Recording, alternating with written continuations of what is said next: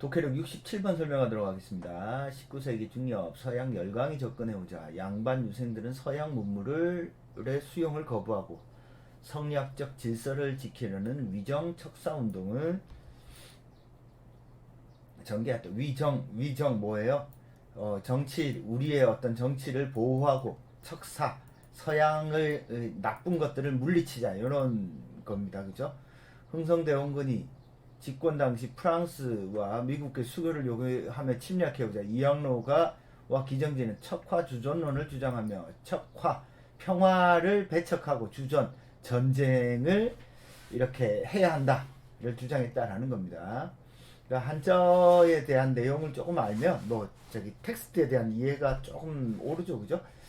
1870년대 일본이 문호 개방을 요구하자 최익현 유생들은 일본과 서양은 같은 세력이라며 외양 일체론을 내세우며 강화도 조약의 체결에 반대.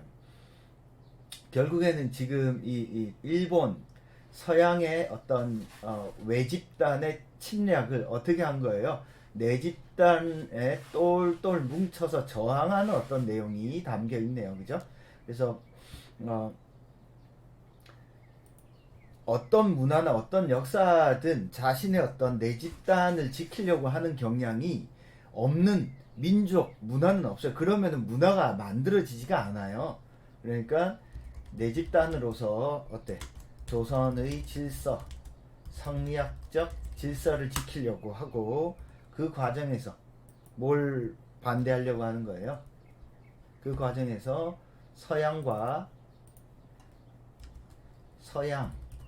일본의 어떤 문물, 개화, 개방을